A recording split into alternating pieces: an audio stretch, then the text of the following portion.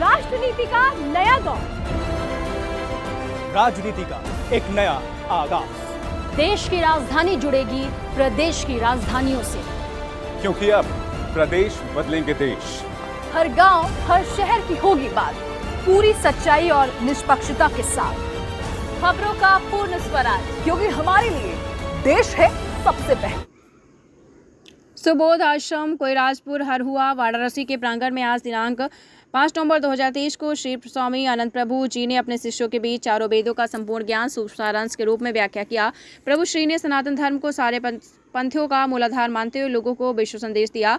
जो अजन्मा है वही सनातन है, जिस पथ का जन्म होता है आपको बता दें उसकी मृत्यु तो संभव है, पर सनातन का ना तो जन्म हुआ ना मृत्यु होती है। जैसे धरती पर निकले हुए सभी मार्ग धरती पर ही रह जाते हैं, धरती ही उसकी मंजिल होती है, उसी प्रकार सारे धर्म का मूलाधार सनातन धर्म है। हमें धर्म पंथ के चक्कर में आपस में लड़ने से किसी प्रकार का कोई लाभ नहीं होता है। सारे विश्व को अपना परिवार समझें, क्योंकि व्यक्ति जब जन्म से पैदा होता है तब ना तो हिंदू होता, ना मुसलमान, ना सिख, ना ईसाई, यहीं पर सब हो जाते हैं। रोहित सेठ की खास रिपोर्ट वाराणसी। तो कठिन बात है, और इस यात्रा में आप चलो इतना ही मेरा सद्भाव है और इतनी ही मेरा आशीष है। तो उपासना करो, मेरी उपासना जो अभी सुनाया हो वो करने की चीज़ नहीं है, तो उपासना करने की चीज़ है। और साधना देखो 3 चरण मैंने कहा है, उपासना, उप और आसन। उप माने निकट होने की कोशिश करो, उनके परमात्मा से निकट हो, तो ये उपासना शुरू होती है। और साधना जिनके निकट हो रहे हैं उनको साधने की कोशिश करता है, इसमें प्रबल कर्म होता है।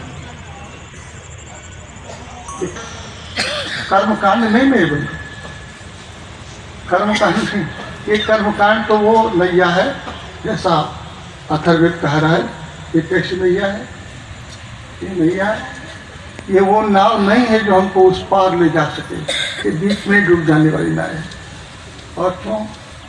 देखो कर्मकांड के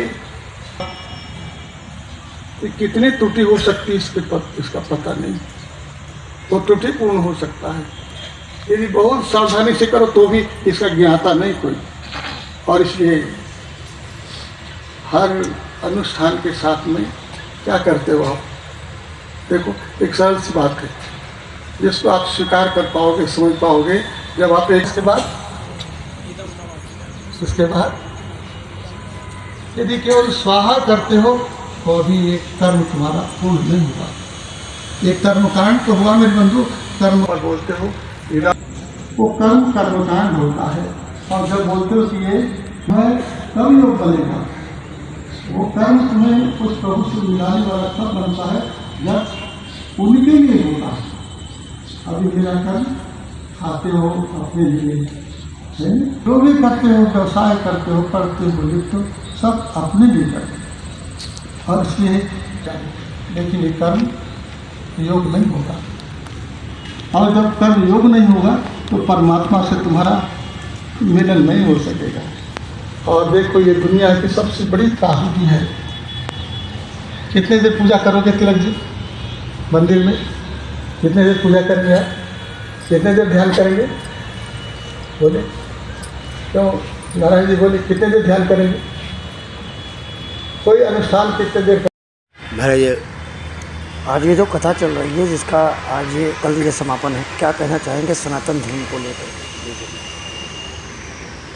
देखिए ऐसा है कि सनातन धर्म को लेकर के हम क्या कहेंगे, तो एक बहुत इसके पक्ष में कि विपक्ष में क्या कहना चाहिए? पक्ष में ही बताइए। सनातन ये धीरे धीरे लोग लुप्त हो गया, अब ये धीरे धीरे वापस आ रहा है, क्या कहना चाहेंगे नई पीढ़ियों के लिए? नहीं, मेरा एक आशय है, सनातन तो सनातन है ही है, उसको जानने वाले लोग पहले भी थे, आज भी हैं, आगे भी रहेंगे।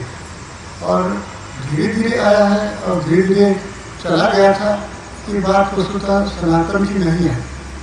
सनातन को नहीं जानने वाले लोग भी करते रहे कि सनातन में चला गया है, और न जानने वाले ही लोग कह रहे हैं सनातन आ रहा है। सनातन तो सदैव रहा ही है।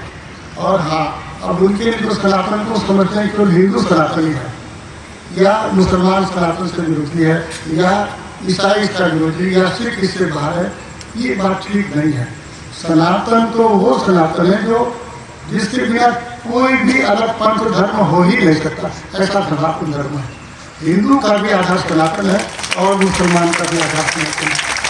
आप कहते हो तो मुसलमान है, लेकिन मुसलमान कहता है कि मैं सनातनी हूँ, ऐसा बोले। ये फकीर बोलते हैं कि हम सनातनी हैं, बहुत दिनों से चले आ रहे हैं। कोई नहीं कहते हैं कि हम मोहम्मद साहब से आए हैं, मेरे पीछे और भी नबी हुए हैं, हमारे पैगंबर हुए हैं, ऐसा लोग बोलते हैं। महावीर स्वामी के लोग भी बोलते हैं पीछे हमारे लोग हुए, बुद्ध के लोग भी पीछे बोलते हैं कि सब 24 बुद्ध हुए हैं, जैसे आप बोलते हैं कि हमारे अवतार हुए सब।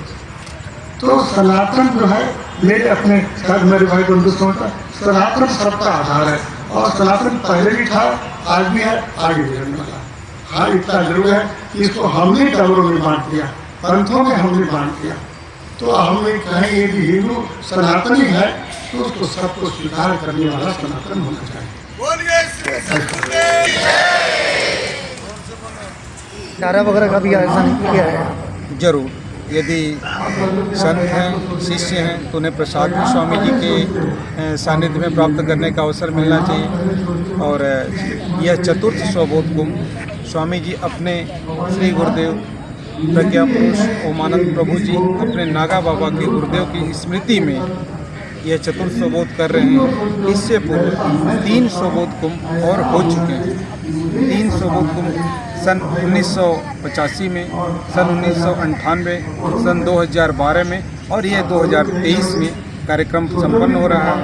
भक्त कहाँ से आए हैं? किस संख्या में भक्त यहाँ मौजूद हैं? भक्त तो ऐसे अगर कह दिया जाए तो भारत के लगभग सारे प्रदेश से आए हुए हैं, परंतु भारत के अलावा लगभग 11 देश से भी यहाँ पर, अमेरिका से, कनाडा से, नेपाल से, भूटान से, अन्य कई कंट्री से भी यहाँ पर आए हुए हैं। साधकों की जो भाव है स्वामी जी के प्रति, यहाँ पर उपस्थित जो भी आप देख रहे हैं, ये सब हृदय से आए हुए हैं। सनातन धर्म को लेकर के हिंदुस्तानियों को क्या संदेश देना चाहेंगे? हिंदुस्तानियों को क्या, पूरे विश्व के भूपटल को स्वामी जी का एक ही संदेश है कि सनातन वह सूर्य है जिसका कभी अस्त नहीं हो सकता है।